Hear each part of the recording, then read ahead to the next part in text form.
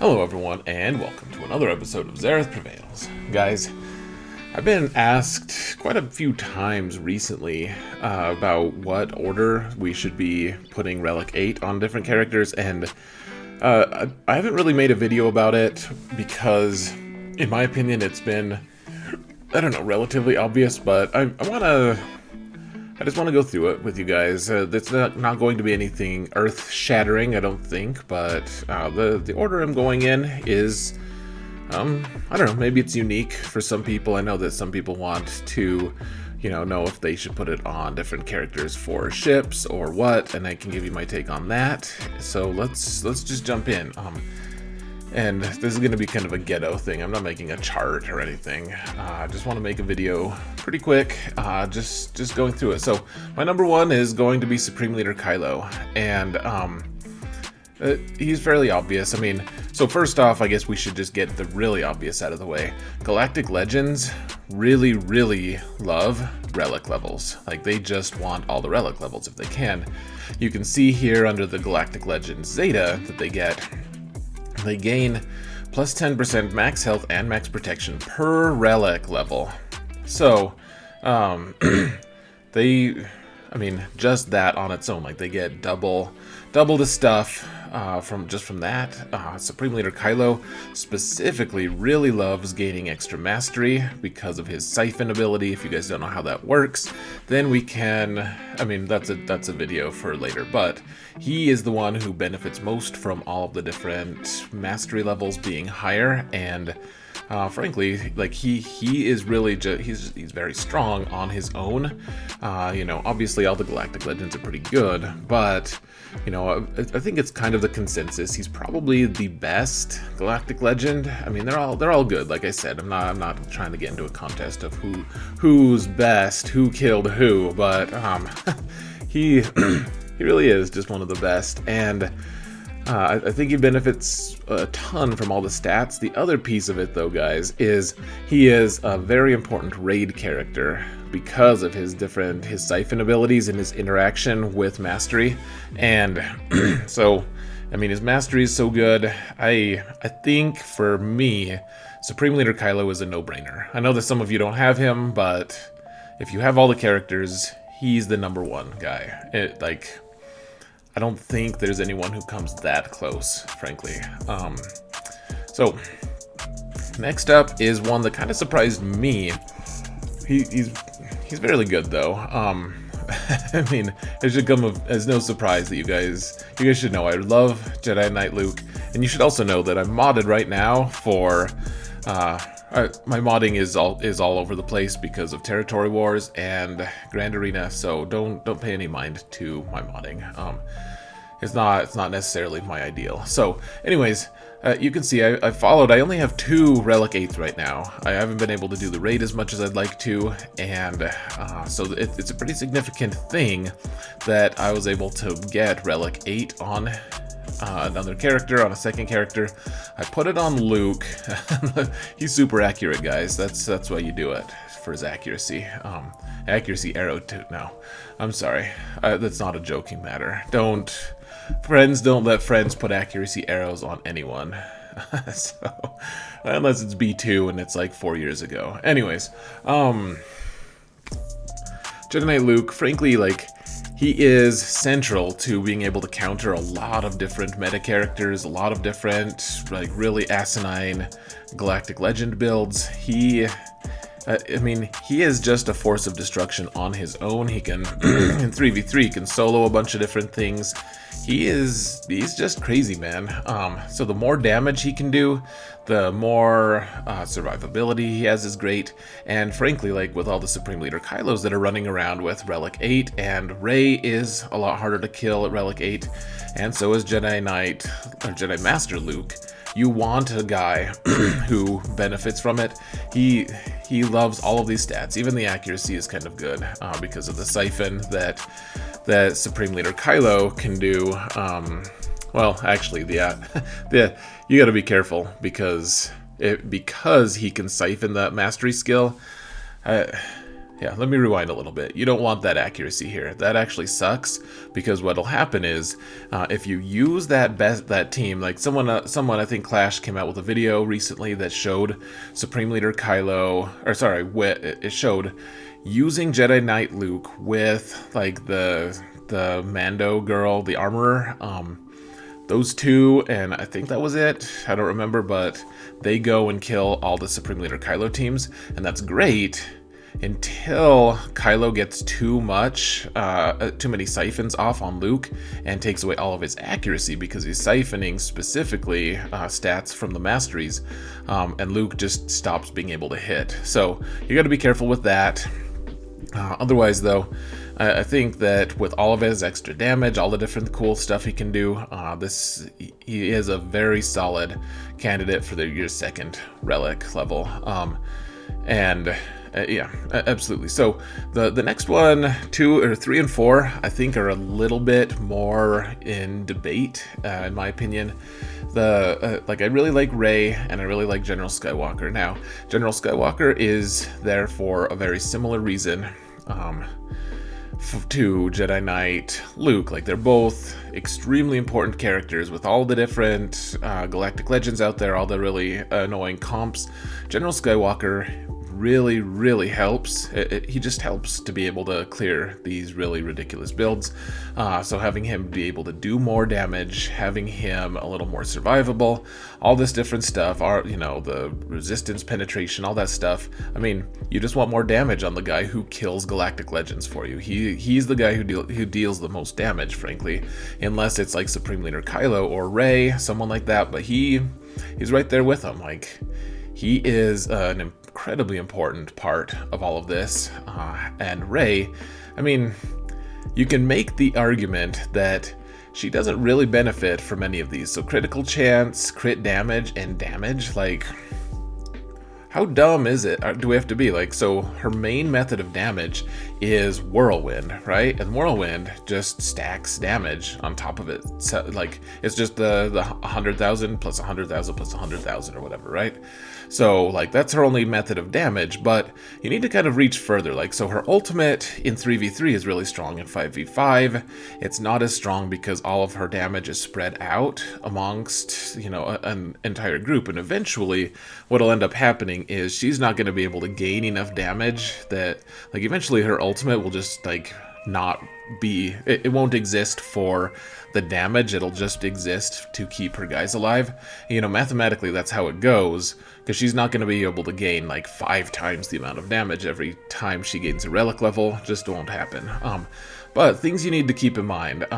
So the Whirlwind isn't just it isn't just that she's doing the 3 massive damage. I mean, that's great. That's probably the thing that you want. And by the way, she's kind of the character with the biggest time-sensitive kit. Like, eventually this is going to be relegated to nothing. Like, massive damage times 3, it's like, okay, so you did 300,000 damage. How many characters right now even can tank that? Like, IG-11, if you mod him right, can already tank that without any kind of buff. So you have to keep that in mind. The other thing that you have to remember, though, so her mastery helps with then deal physical damage to all enemies. So I mean, that's part of it. That's absolutely part. So having more damage from that is good.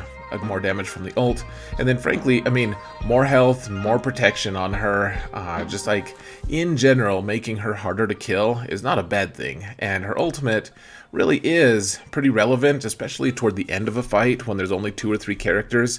The ultimate is based on her damage. So really, I mean, the ultimate's not great initially necessarily, but like toward the end of a fight, it can be the finisher. So that's pretty good. I don't know which one I'm going to do next. They are absolutely the 2 next on my list. So next up is Jedi Master Luke, and I was pretty underwhelmed by his stats at first. Really, I was just underwhelmed in general by how little we get from Relic 8, but that's actually, it just doesn't look impressive. It just doesn't. But I mean, it's like, okay, so cool. We get an extra like 300, like 3,500 protection out of like our 100,000 protection. Like that's not much. But you have to realize that not only is it just it affects his base stats for protection, so all of your mods are actually increasing off of that as well. So it's not just 3,500; it's 3,500 plus whatever percentage of 3,500 you're getting from all the mods that you have. So, and that's still not a huge amount, but that does increase your total damage that every character on your team does, because everything is based off of his max protection. Also, though, crit avoid, man, look at this jump. Another 7%. Like, no one else gets that much crit chance. Like I'm gonna be very interested to see. Like, Lord forbid, once we get like to like Relic 12, I know that's obnoxious to think of, and I like cringe so hard to even say it. But once we get to that, like, what? Crane, kind of like, he's not gonna be crit. You won't be able to crit him. Like, at some point, you're mathematically going to want to put a crit avoid arrow on here instead of speed, because it's like, now no one can crit me ever, and he's already tanky AF. Like, he's already going to be tough to kill. He's a character who's going to age very well. Like, Rey is going to age poorly, I think, unless they change something about her kit. Jedi Master Luke is going to age very well, because as he gets more relic levels, he's going to become like exponentially more. Exponentially is an exaggeration, but he's going to become more tanky. So, just something to be thinking about. He's also gaining resistance, which, I mean, that's kind of a rare stat, actually. So it's just kind of interesting to see. I'm interested to see what he does. I'm excited to get relics on him, Relic 8 on him. That'll be cool. So, past that, we have Sith Eternal Emperor. Oh, gave you guys too much information here. Oops. But Sith Eternal, here's the thing, guys. He's cool because right now he can, like, he's great against he's great against a lot of different things. He can kill Rey. He can kill other Sith Eternals. Actually, he can kill, of course, Jedi Master Luke. All these different things. In a way, he's kind of an annoying guy because you have to put good Sith with him, so he kind of just steals a team.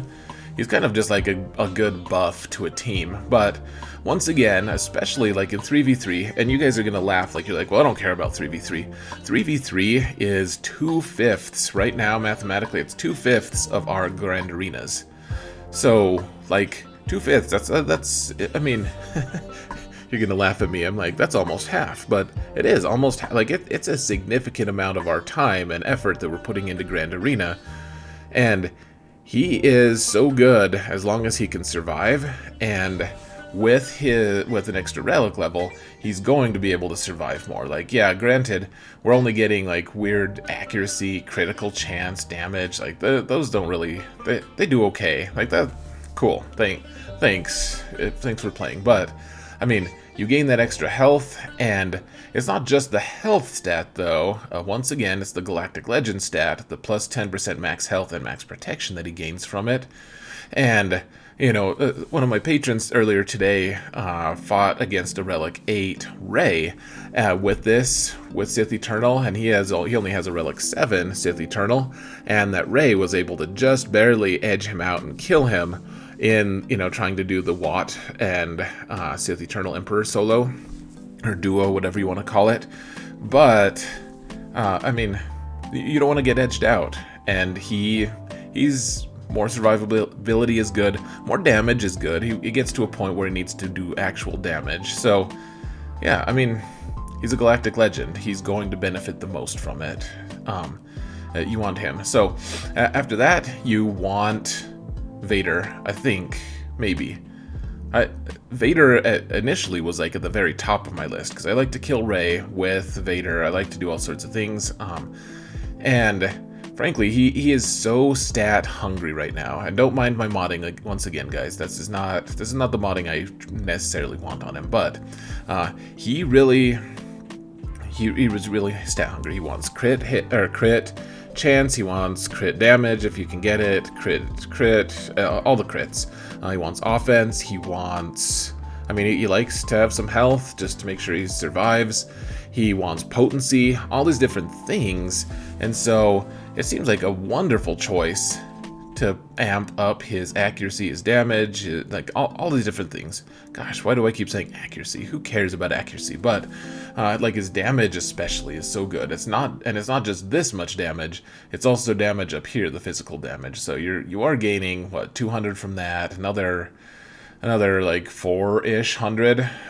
Here you get more armor pen. That's great, and he loves that.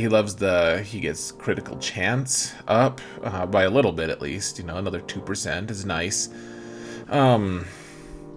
Here's the thing, guys.